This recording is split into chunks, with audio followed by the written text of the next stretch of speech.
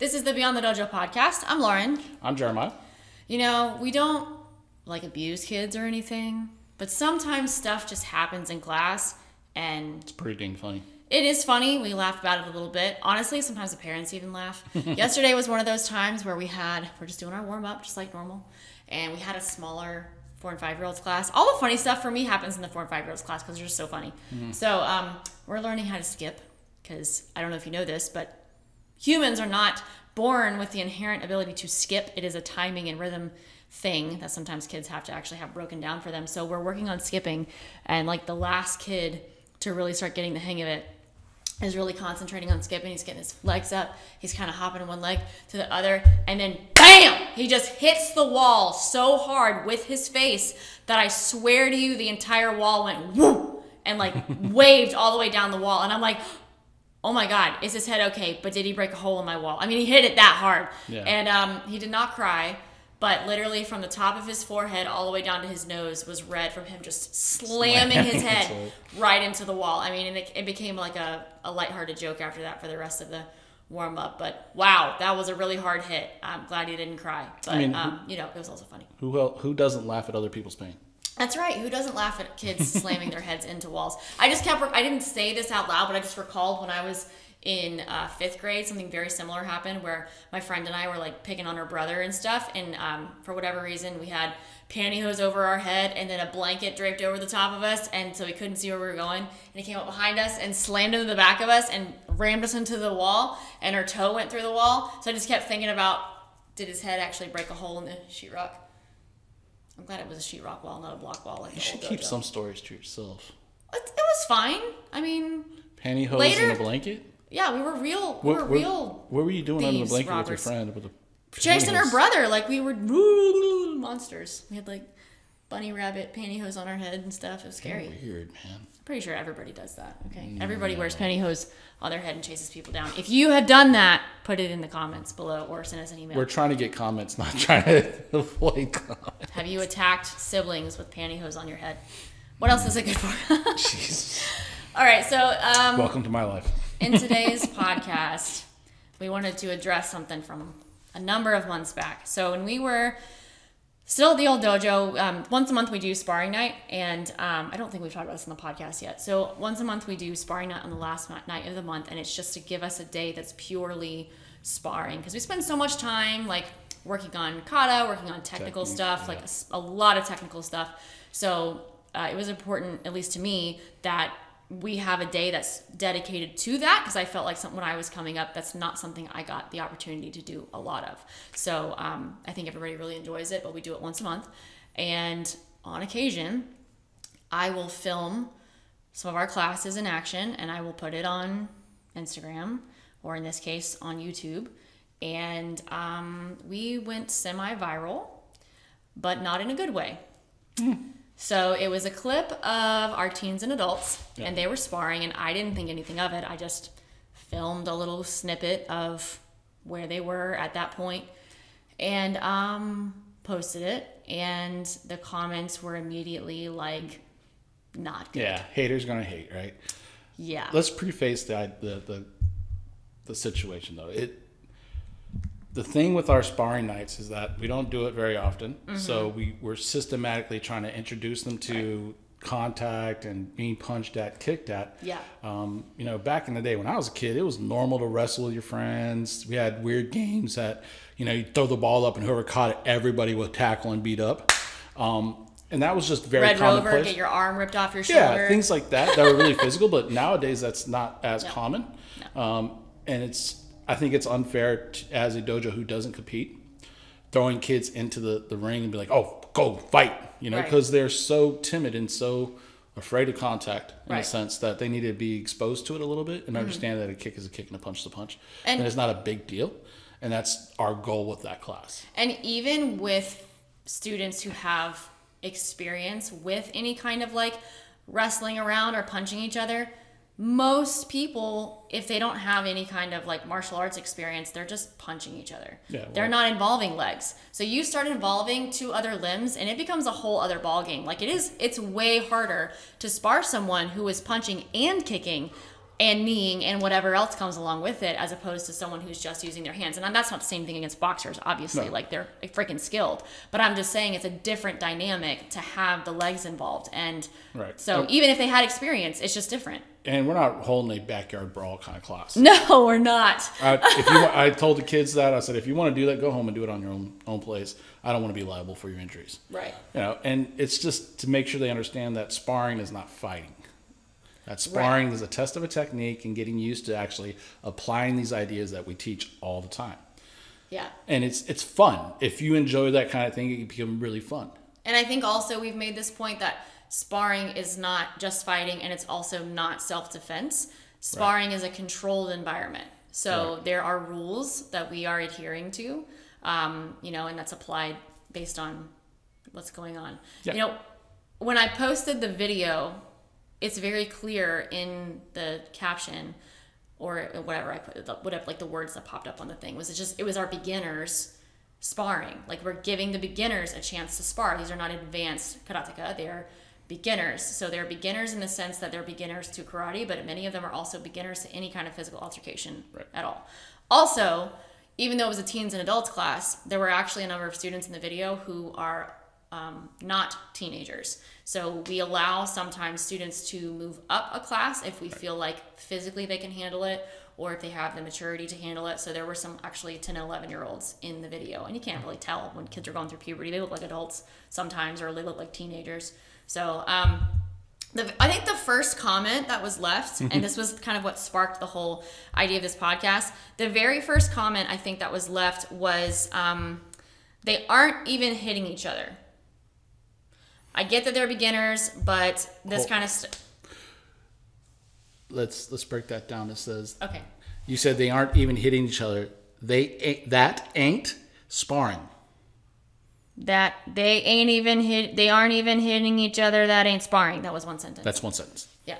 So you gotta make sure you understand the context of the portion. Is sparring. That is sparring. Like, at a what very is sparring if you're beating the shit out of each other? Right. To me, that's maybe some arts do that. Well, so the thing is, like, most people think MMA is just like they see these videos of these guys that are experienced, right, trying to go pro or trying to compete, and they see them go on and they're hitting each other hard and they're going at each other and they're being serious. I almost guarantee 100% of the time that is not the entire session, that they're doing other things. So comparing it to, like, they're not going to work it's not going to work in the streets, or that's crap. I disagree, because I believe the majority of schools that do spar, the initial introduction is always learning how to do it, learning how to move around, understanding some tactics and strategy before you actually let them go at it. Right.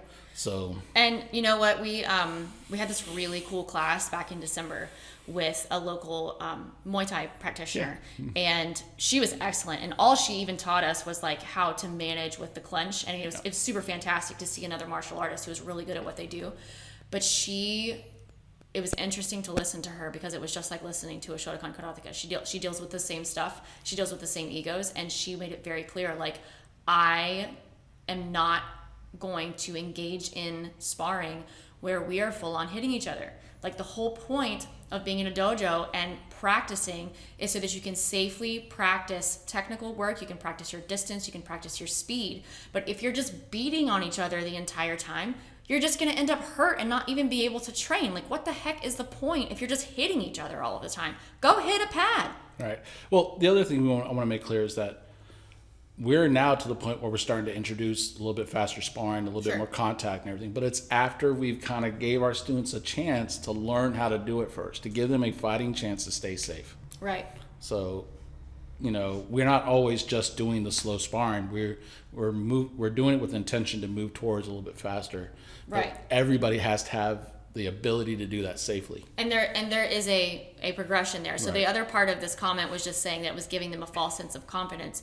Yeah, if that's as far as we ever go with it, then yeah, of course it would give them a false sense of confidence. Also, and I'm not trying to ruffle any feathers, but one of the arguments against using gear whenever you're sparring is that it also gives you a false sense of confidence if you are transferring those striking skills outside of the sparring ring. So if you're wearing chest protectors, head protectors, all that kind of stuff, Sure, you may be willing to wail on each other whenever, and also take more hits. That's the biggest thing, is you're willing to take more hits without blocking within sparring, and that gives you that small sense of confidence to where whenever you do not have the gear, you may get your bell rung because you don't actually know how to block. So, I mean, there's a reason to not using gear. And once again, I'm not trying to ruffle feathers, but that's the reason that we don't typically do it. That's our reason. We understand that's our reason why we do it. And, you know, I'm not trying to defend what we do. I'm just trying to explain how we go about it. Right.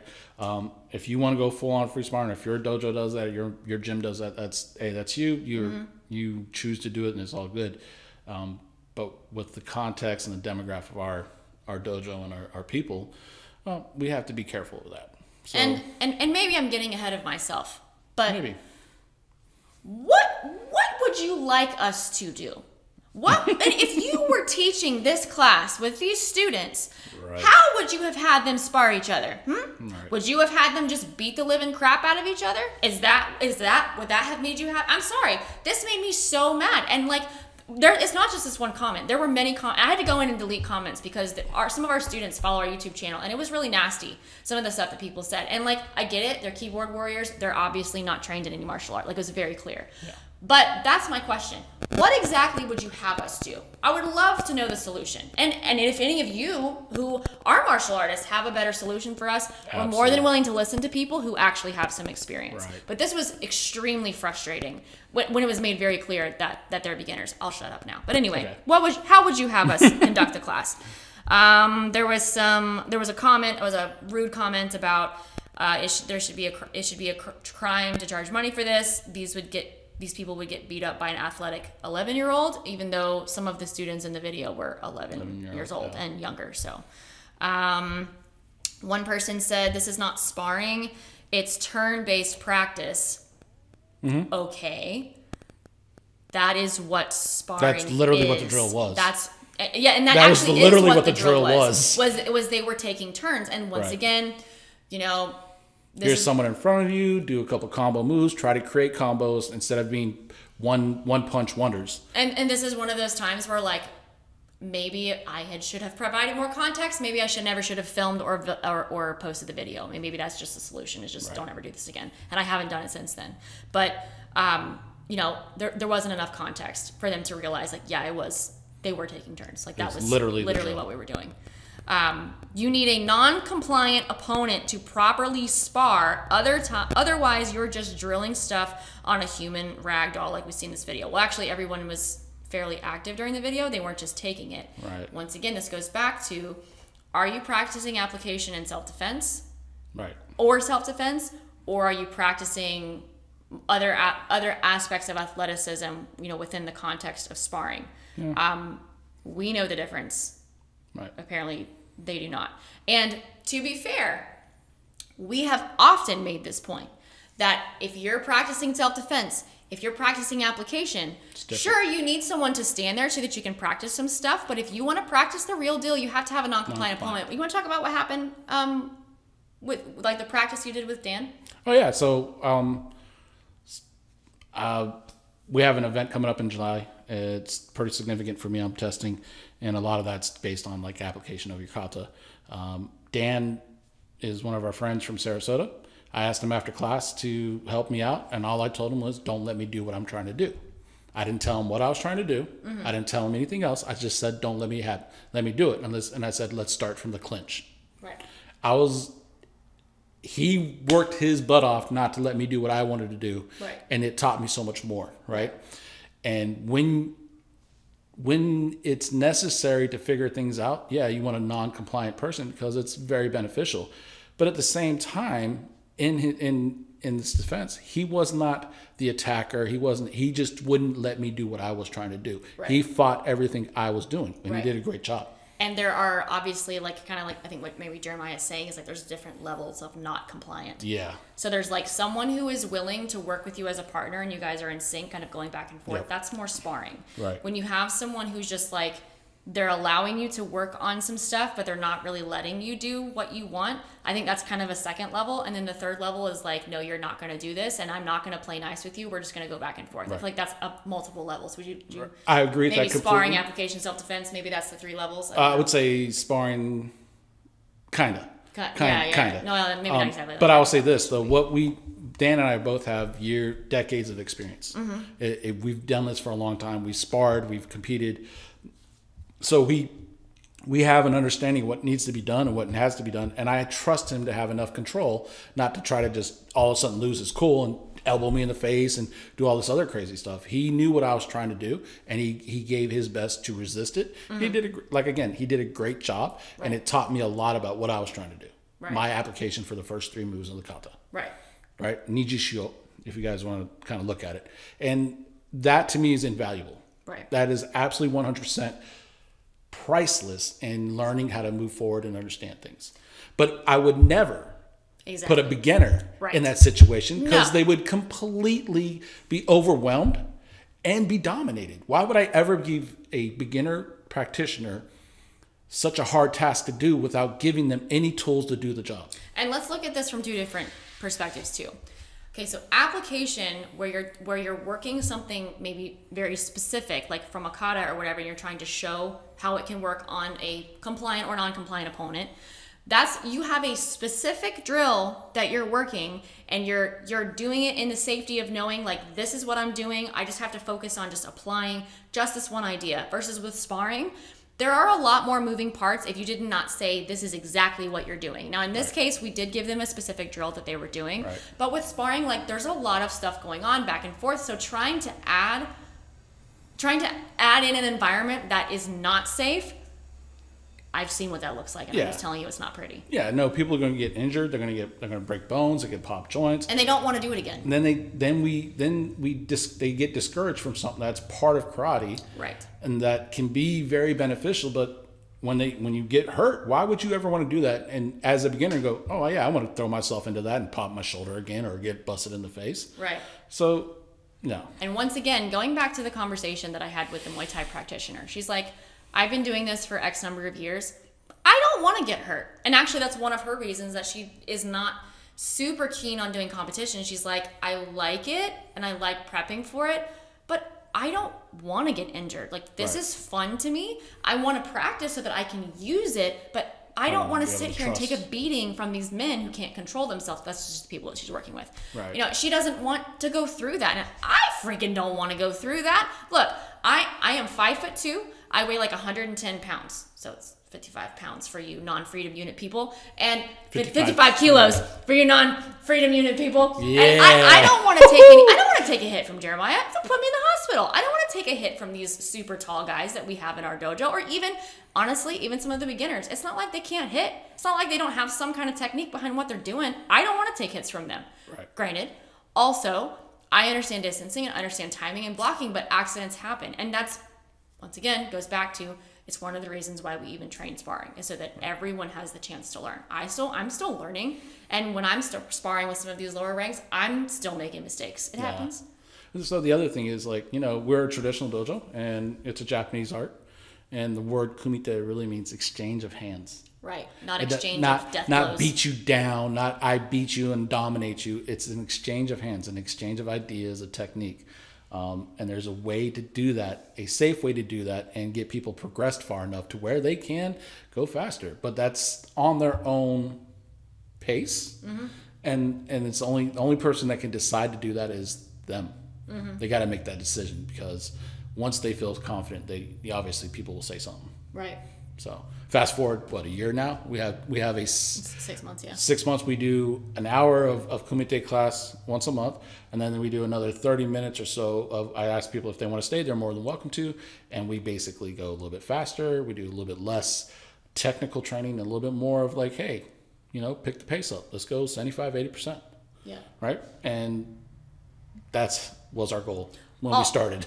That was our goal, and we're finally getting there. Also, to point out that if we did not have these control parameters in place, how badly people would get injured. As an example, and this is not to throw them under the bus, but Jeremiah accidentally made contact with one of our green belts, and after class, the guy pulls his shirt up, and there's a freaking imprint of Jeremiah's fist, perfectly shaped like Jeremiah's fist on his ribs, and dude has bruised ribs. And it was an accident. You guys ever hear stories from like the JKA, like back in the day, them like wailing on knocking the shit out of each other on accident, and it's like no contact, in quotes. I mean, it can get pretty serious. It can get pretty serious, and we're, you know, as the dojo heads, we have the responsibility to keep our students safe, and we have the obligation to create and nurture their desire to train. Yeah. So. And I think too, like this is just one other comment, but it's kind of playing in with what we're talking about. They said stop having them drop their hands when they throw a punch at the very least. Well, we're not having them drop their hands. That's just a bad habit. Obviously, once again, they're beginners. Yeah, we will coach them to be defensive when they go to do something, right? That proves our point too, though. It's like those simple, basic mistakes. Mm-hmm. If you were going full on and they did that, they'd be knocked in the face more times than not. Right. What kind of teacher am I to put them in that situation? So once again, what would you have us do to where they can learn these skills? Yeah. I mean, and I get it, but like some people are just hardcore and they just pick up on stuff and it's very intuitive to them. But we have if you have a club where you have lots of people coming through, I think it's something that maybe Scott Langley said, or somebody in that realm in the HTKI said this, that if you get a massive number of students coming into your club, maybe the top 10, maybe there'll be like 10% that's actually pretty good and like are pretty kinesthetically aware and also pick up on stuff really fast. Yeah, that is the truth. Okay, so these are not necessarily, and I'm not saying anything about the students in the video, right? But that's just the way that I don't know. Maybe we should look. They all suck. No, yeah, and.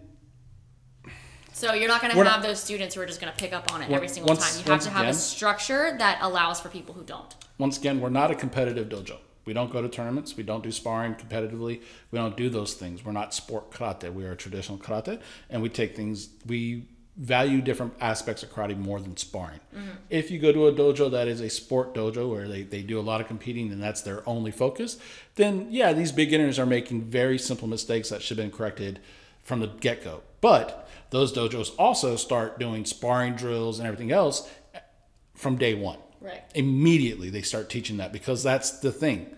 That's what they do to compete. That's how they get successful.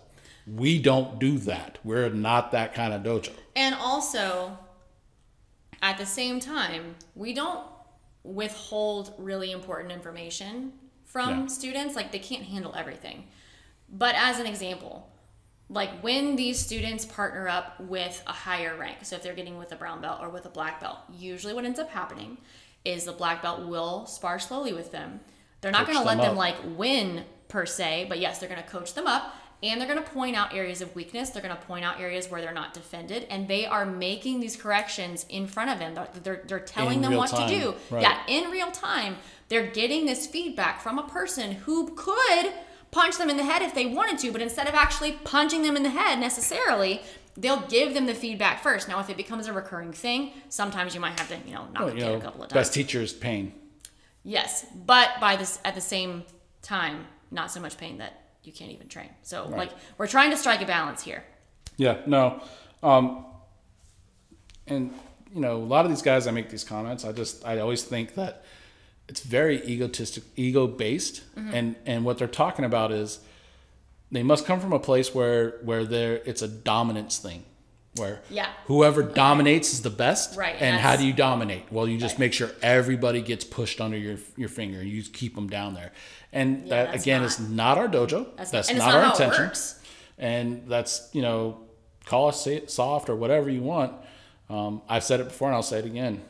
We are at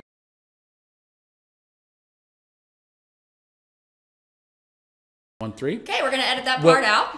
We will welcome anybody. Come and talk to Jeremiah Hart. I don't mind getting punched. Unless it's lawfully liable and whatever. It's a safety issue. I'm just to the point where it's like, because I know majority of these people that make that comment generally don't practice. Right. If they do practice, they're referring back to their glory days. Right. Right. And that's just stupid. Most people who have legitimate experience in sparring and contact forces and contact sports, they don't say these stupid things. Right. They keep it to themselves because they know at any time anyone could hit you. Right. At any time someone could better you. And you need to be humble to do that and not think that you could just dominate over people because of a 10-second clip. And also, I mean, I think we do, I mean, obviously there's always going to be egos, and I think we've talked about this quite a number of times on the podcast, but we're trying to cultivate an environment, maybe you just said this, cultivate an environment where it's not ego-driven. Instead, we are learning from each other. We're coaching each other up. We are working alongside each other to get better. And while, I mean, I get that some people like that thing where they, you know, they get beat up and they're like, oh man, that was super great. But I don't think most people like that. Yeah, no. The general population does not like getting the crap beat out of them. And actually a lot of martial artists also don't like getting the crap beat out of them. And we also have interacted with many shotokankaratehumanperformance who have decades of experience who don't really want to get injured. Like, they really don't. And when they work with partners who just want to hit them, they usually will get a different partner because that's not, to them that's not helpful, and it's not conducive to them getting better either if they're still trying to improve their karate. So what the if heck they is the point? generally, yeah, exactly. It is what it is. Yeah. Unfortunately, martial arts is full of these people where it's all go and no kind of technique or whatever, and you know, it's okay if that's what you want to do, but don't spread your negativity towards us as if we're doing something wrong because we don't do it the way you would do it. Right. We're doing it with the intention of promoting and nurturing these students, not with the intention of finding who's the dominant one and creating a hierarchy of fighters. And that's just like... It's stupid. It's ridiculous. Now, back in the day, it was very commonplace, but back in the day, there was a lot of things socially and culturally different. Right. You know? Back in the day, like back in the 80s, 70s, 80s, early 90s, it was normal for kids to get in fist fights. It was normal for kids to be roughhousing. It was normal for them to do that. So when they got in the sparring ring or sparred for their first time, they were much more comfortable with physical contact. Nowadays, that is not the case at all. Generally, the majority of our students, you know, they do karate for physical activity. Right. You know, they don't play, they don't roughhouse, they don't do those things. So, yeah. Anyway, it blows my mind. We're just over here venting because it's still very frustrating. And it's not just this, you know, the comments on this one video. We know that this is a stigma with traditional martial arts in general. Yeah. And like, you know, I see some of the positives of pages like McDojo Life who are calling out people who are obviously like harming others. But then there's this like convoluted side where people like kind of don't get it and they just think calling everybody out because their assessment of the situation is that it's bullcrap.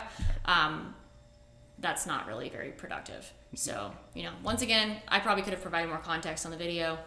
I could have just not posted the video and we wouldn't even be having this podcast. But, you know, I honestly thought it was a good display of what it's like to be a beginner and spar. That's literally the only thing that was in my mind. And of course, it turned into this. So. Turned into this. But yeah, it is what it is. What are you going to do?